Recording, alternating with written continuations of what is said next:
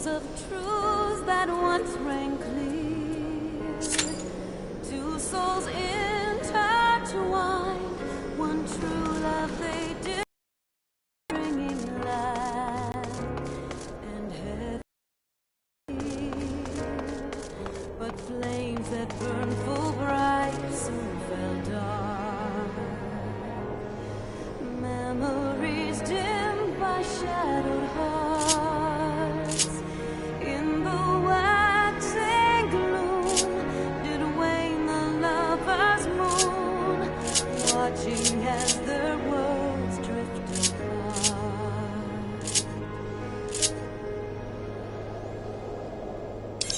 One soul's cry of passion welling within.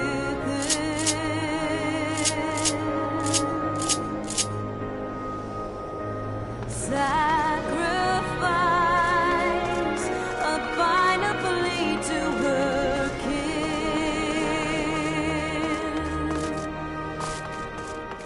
Yet this bond of hope by treachery was broke, scattering her words to the wind.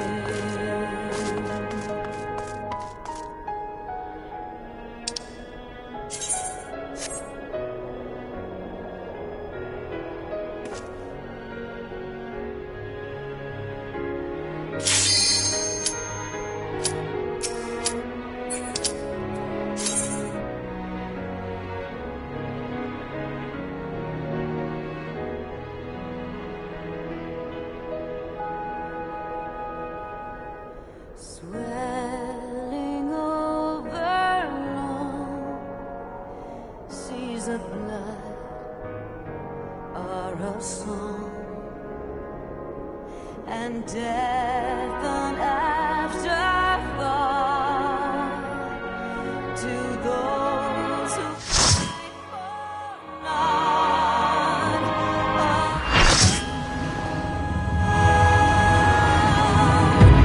Lying empty.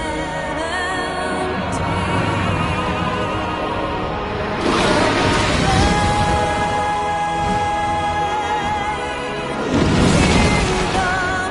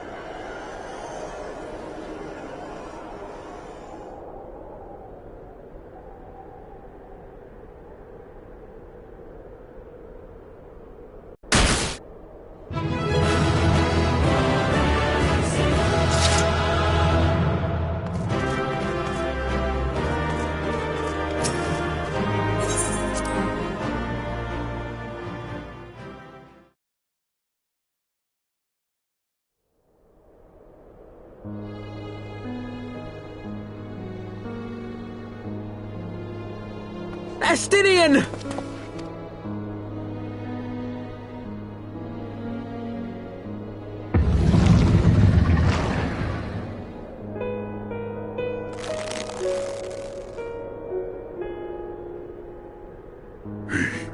Is this to be mine end?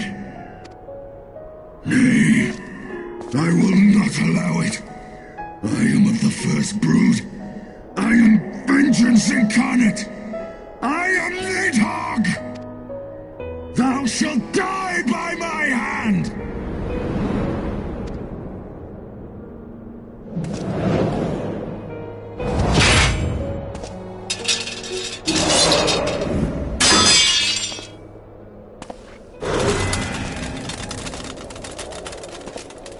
This is not your hand, worm!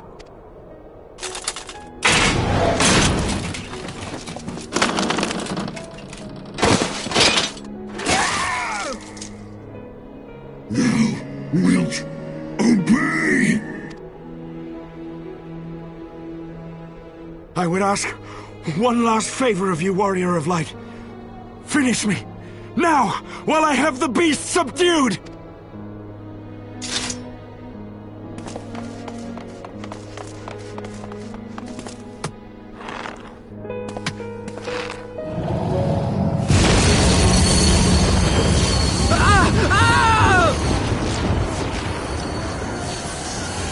Waste your time! Kill me! It is the only way! Ending Nidhogg will be my final duty! No! You can't die like this! I won't let you!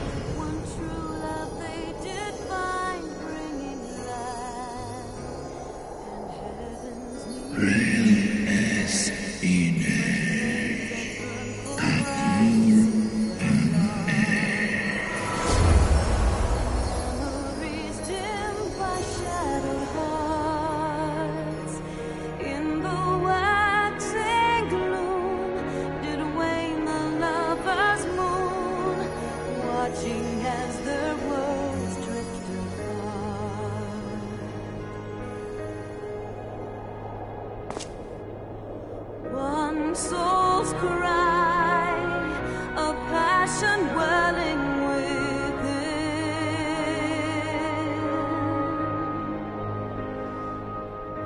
Sacrifice, a final plea to her king. The eyes! Cast them into the abyss! Yet this fun of hope, my treachery was broke, scattering her words to the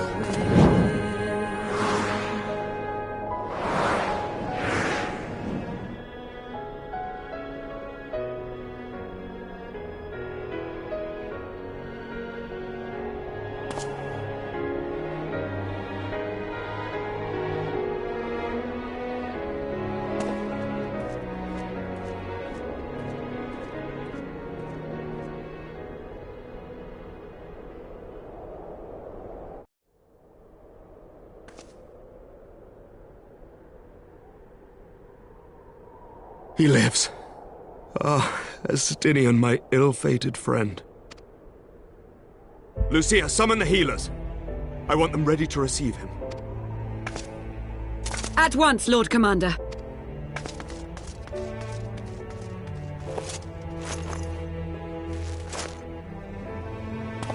Allow me to do this much, at least.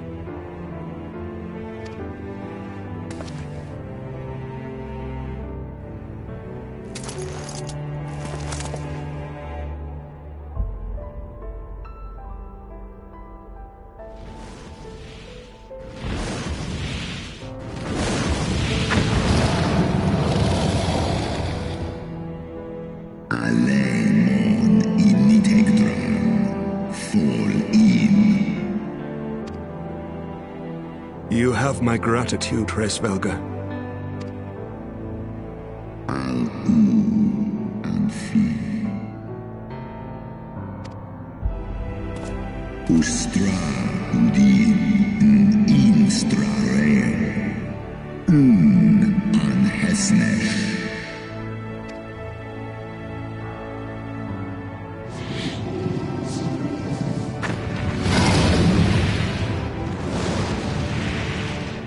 One in nest ik an keifta.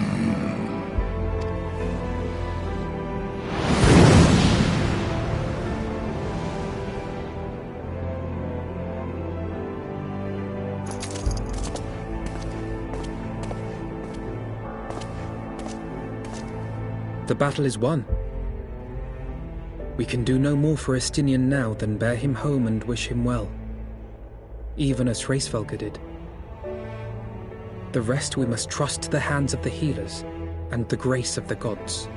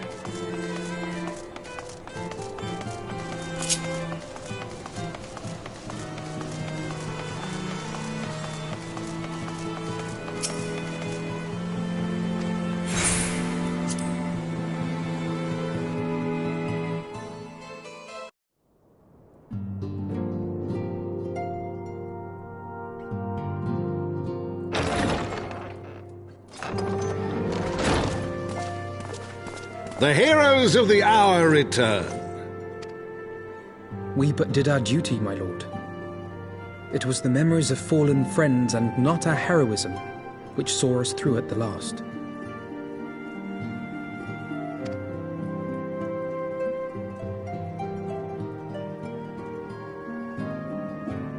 I gave every ounce of my strength, but mine efforts would have counted for naught had the Warrior of Light not arrived to challenge the Great Worm. As a sworn knight of Ishgard, I had hoped to do more for my city. Well, we cannot all be heroes, dear brother. Let us put away our pride for a moment and revel in the valiant deeds of our comrade. For your sterling service to Ishgard, we salute you.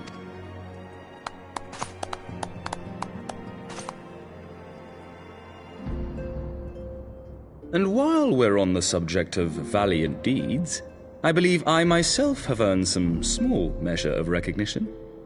Under my watchful command, the ballistas of the Outer Ward struck down a veritable swarm of Dravanian invaders. My lord's command was certainly watchful. He bravely watched as the siege crews took aim, and countless wyverns met their end. Indeed, the ward's defenders proved so well drilled that my lord had little occasion to stop watching.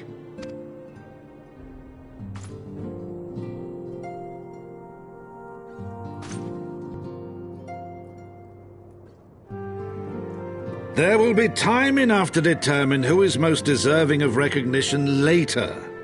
I had chambers prepared in expectation of your return. You are welcome to retire at your leisure.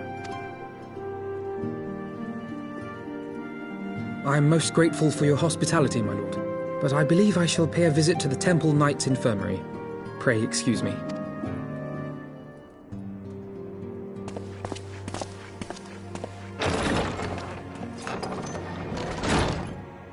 Our master Alphino has grown. The plight of his stricken brother-in-arms pains him more than his own hurts.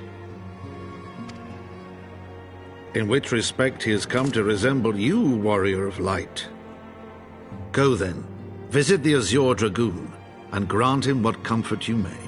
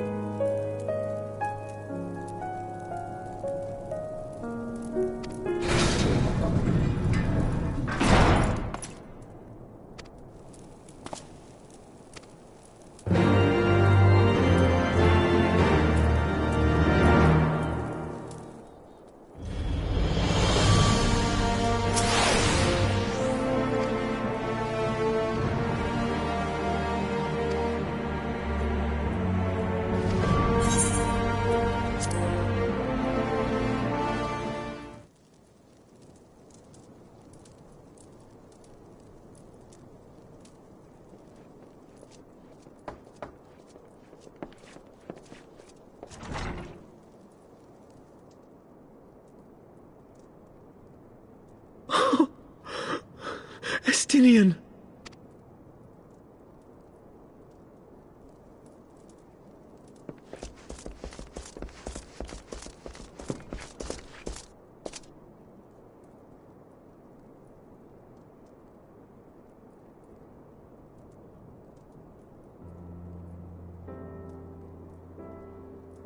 Cease your mewling, boy. It grates my ears. Forgive me. When I saw you awaken, I could not... It was such a relief. We feared you might never wake up. Now, Estinian. If Master Alphino thought any less of you, you would still be Nidhogg's plaything. Or dead. Aye, 'twas but a jest. I thank you, Alphino. And you too, Warrior of Light. Quite how you managed to persuade Ffxiv to aid in his brood brother's downfall I cannot imagine. But full glad am I that you did.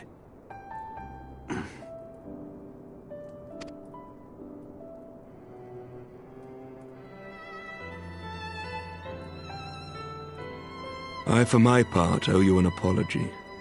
When last we met, I did willingly loose an arrow at your heart. Can you forgive me? There is naught to forgive, Hameric. You but acted in defense of Ishgard as is your duty. Were you any less single-minded about it, I would not follow you into battle, nor trust you at my back. Besides, I had come to the selfsame conclusion, that I would have to perish for Nidhogg to be stopped. So let us dispense with the hand-wringing. I have heard enough mewling for one day. Oh!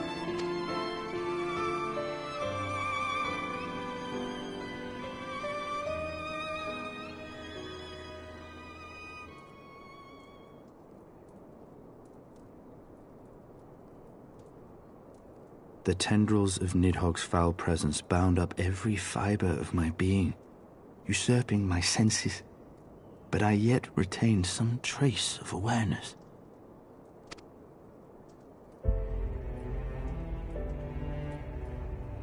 The worm's mind was as a vast and tumultuous sea. Endlessly its black waters churned, his grief and despair at Ratatoska's murder never calming, never receding. Driven by this surging current came wave upon wave of unrelenting rancor. It was the very image of my own heart. There I saw the dark reflection of the hatred I felt after Nidhogg slew my family, when no path remained save vengeance against dragonkind.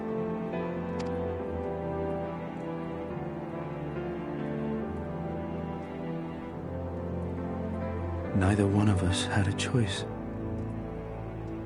But I was blessed with something Nidhogg was not. Comrades and teachers to console and admonish me.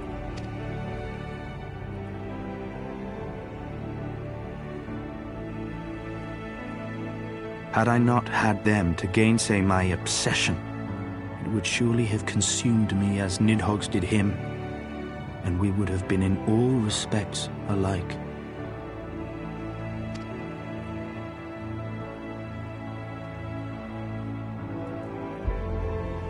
Though his shade is banished, his spirit scattered upon the sea of clouds, I feel no joy at his passing. Where once I craved vengeance, I now crave rest.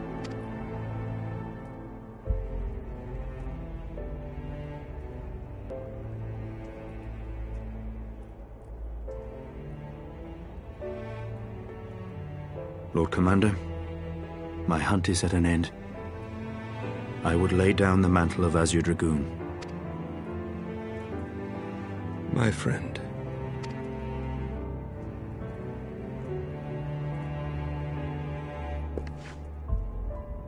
He has tired himself with too many words. I doubt not that he will make a full recovery, but he must be allowed some few days of quiet.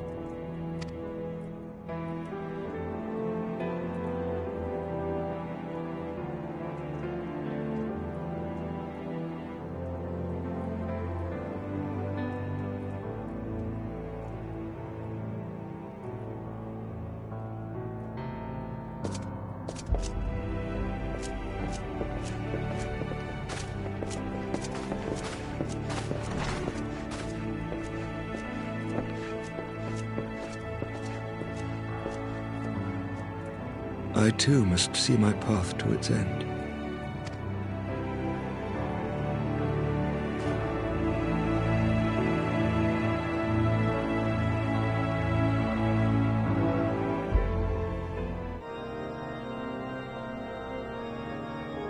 Following the battle with Nidhogg on the steps of Faith, Sir Emeric called an assembly that he might make his final proclamation as acting head of state.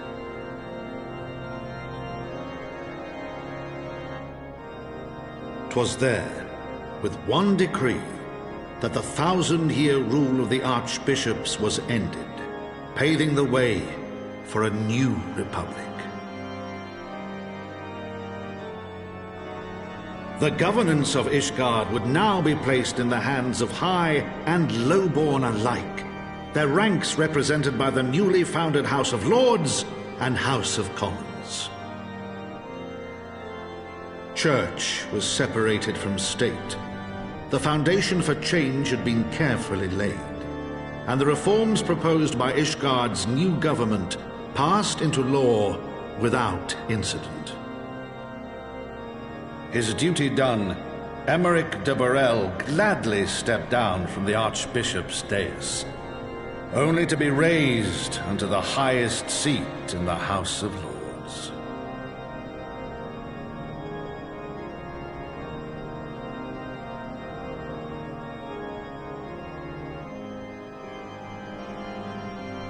Though he strove at first to refuse this honor, the unexpectedly strident voice of the Count de Durandare left him little choice but to accept.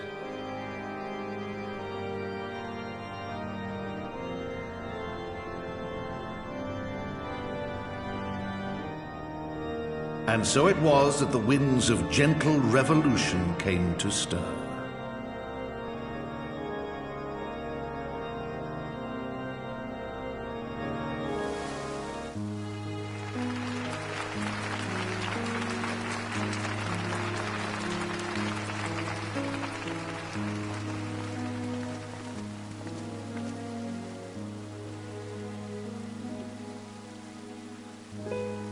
Prominent among the many honoured guests at Sir Emeric's investiture were the ambassadors of Dragonkind, a fitting symbol of Ishgard's newfound peace.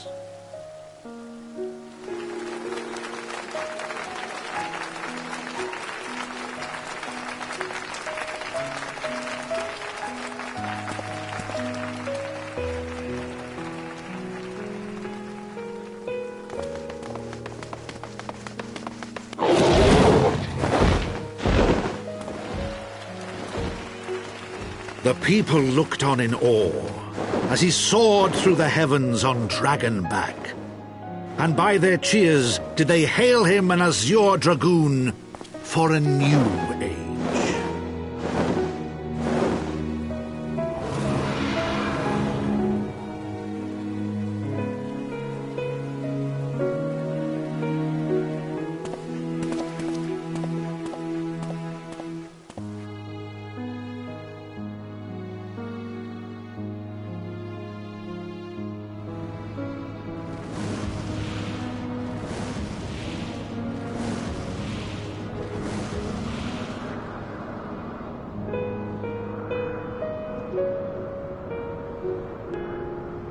Thus were the notes of the dragon song rewritten, the din of war giving way to a rising litany of peace and hope.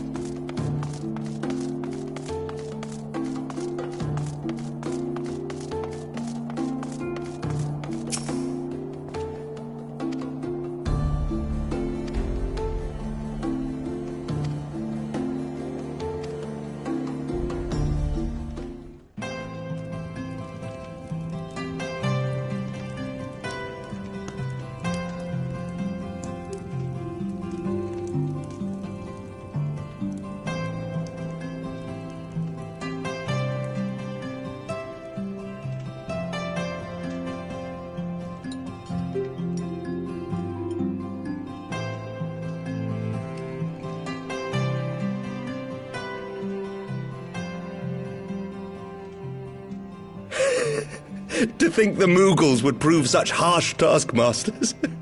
Forgive me. I did not know you had suffered so in your quest for the Horn.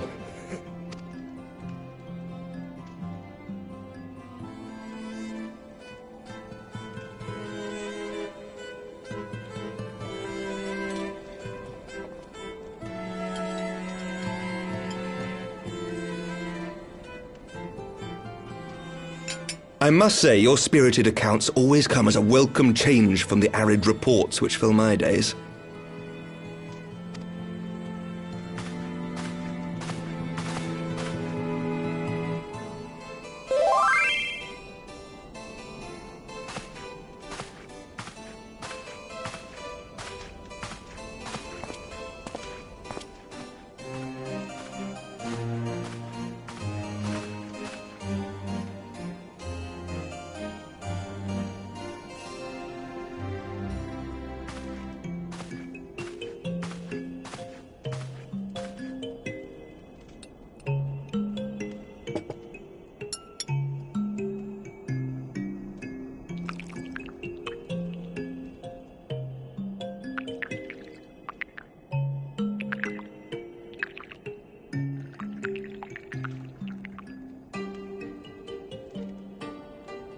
Though I have lived in these lands my entire life, to hear you speak of them, there is much and more I have yet to see. Truly, yours was a marvelous journey.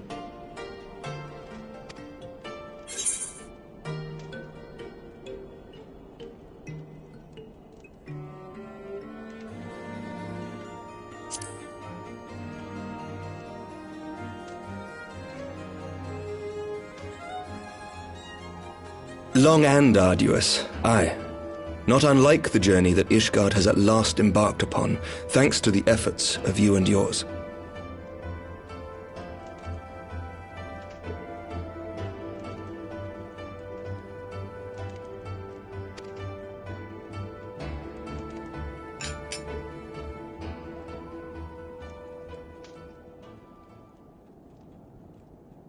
By your deeds, you have helped us to lay the foundation for lasting reform.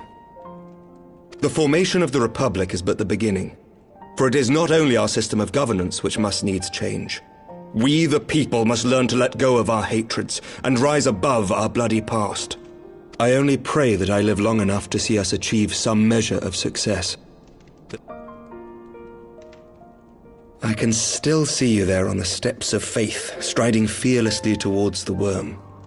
If you could do that, who are we to balk at the challenges ahead?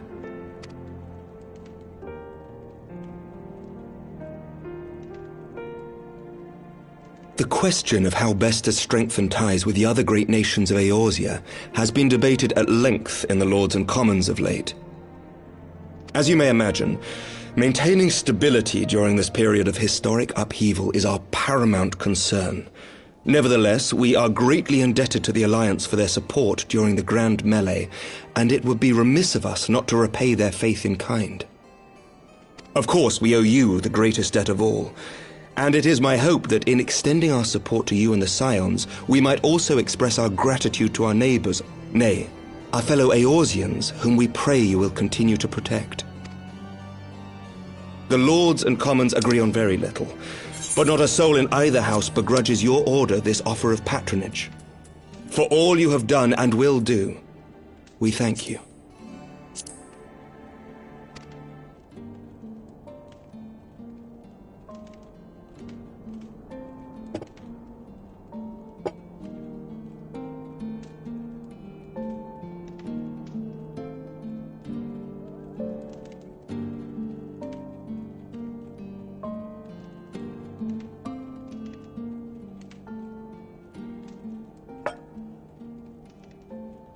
May I ask a personal question? Now that the dust has settled, what will you do? Not as a scion, I mean, but what do you want for yourself?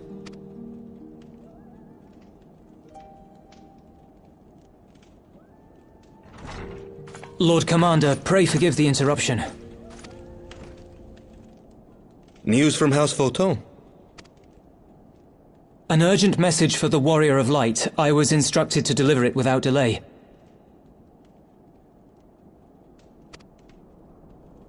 Master Thancred returned to the manor a short time ago bearing an injured maiden. Master Leveilleur and Mistress Tataru are tending to her wounds, but they like not her chances. Respectfully, my lord, they have requested the Warrior of Light's immediate presence. You must go to them, my friend, and I shall go with you.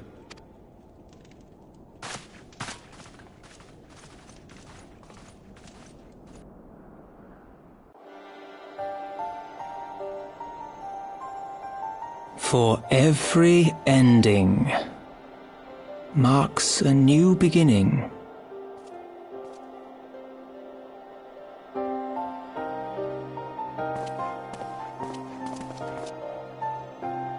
From tragedy and sacrifice, we rise to greet a new dawn, as did he.